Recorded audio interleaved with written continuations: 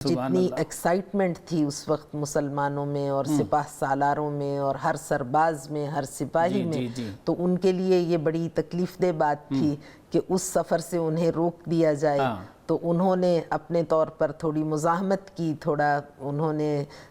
Resist کیا، تو آقا نامدار سرکار رسالت مآب صلی اللہ علیہ وآلہ وسلم نے اپنی زبان وحی ترجمان سے یہ ارشاد فرمایا کہ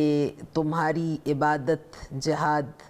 یہ ہے کہ اس جانور کی خدمت کی جائے تاکہ اس کی ویکنس ختم ہو، اس کی صحت برقرار ہو۔ تو وہ مذہب جو جانوروں کو یہ حقوق عطا کرتا ہے، حقوق دیتا ہے،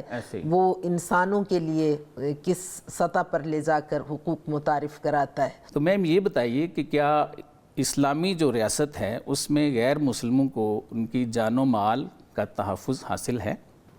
بسم اللہ الرحمن الرحیم۔ جی ہاں، بالکل جیسے مسلمانوں کو تحفظ حاصل ہے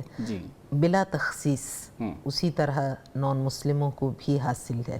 اس لیے کہ اسلام صلح و آشتی کا درس دیتا ہے، امن و سلامتی کا پیغام دیتا ہے، بھائی چارے اور دوستی کا پرچار کرتا ہے، رواداری کو متعارف کراتا ہے، اور انسانیت سے محبت اسلام نے سکھائی ہے، اور انسان اشرف المخلوقات کا مصداق ہے۔ وَلَقَدْ كَرَّمْنَا بَنِي آدَمَ وَحَمَلْنَاهُمْ فِي الْبَرِّ وَالْبَحْرِ وَرَزَقْنَاهُمْ مِنَ الطَّيِّبَاتِ وَفَضَّلْنَاهُمْ عَلَى كَثِيرٍ مِّمَّنْ خَلَقْنَا تَفْضِيلًا۔ یہاں کثیر جمی کے معنی میں ہے، یعنی انسانیت کو تمام مخلوقات عالم پر خالق کائنات نے انسان کو شرف عطا کیا ہے۔ تو انسانی شرف کے اعتبار سے اگر وہ نان مسلم بھی ہے تو چونکہ انسان ہے، اور اسلام تو ایک ایسا مذہب ہے جس نے جانوروں اور حیوانات کے حقوق کو اس سطح پر لے جا کر متعارف کرایا کہ عقل انسانی ورطہ حیرت میں ڈوب جاتی ہے۔ ہم فتح مکہ کے مناظر کو جب دیکھتے ہیں تو آقا نامدار سرکار رسالت مآب صلی اللہ علیہ وآلہ وسلم جب اپنے اصحاب باشرف کے ہمراہ فتح مکہ کے لیے عازم سفر ہوئے تو دوران سفر راستے میں آپ کو ایک جانور کتیا ایک دکھائی دی جو کمزور تھی، اور اس نے بچوں کو جنم دیا تھا، تو آپ نے محسوس کیا کہ اس کو کیئر کی ضرورت ہے، تو آپ نے اپنے 2 ساتھیوں کو، بعض روایات میں تو ہے کہ ان میں سے ایک سپاہ سالار بھی تھا، تو یہ ذمہ داری سونپ دی کہ وہ ان کے ساتھ فتح مکہ کے سفر میں شرکت کرنے کے بجائے وہیں رک کر اس حیوان کی خدمت کریں۔ تو جتنی ایکسائٹمنٹ تھی اس وقت مسلمانوں میں اور سپاہ سالاروں میں اور ہر سرباز میں، ہر سپاہی میں، تو ان کے لیے یہ بڑی تکلیف دہ بات تھی کہ اس سفر سے انہیں روک دیا جائے، تو انہوں نے اپنے طور پر تھوڑی مزاحمت کی، تھوڑا انہوں نے ریزسٹ کیا، تو آقا نامدار سرکار رسالت مآب صلی اللہ علیہ وآلہ وسلم نے اپنی زبان وحی ترجمان سے یہ ارشاد فرمایا کہ تمہاری عبادت جہاد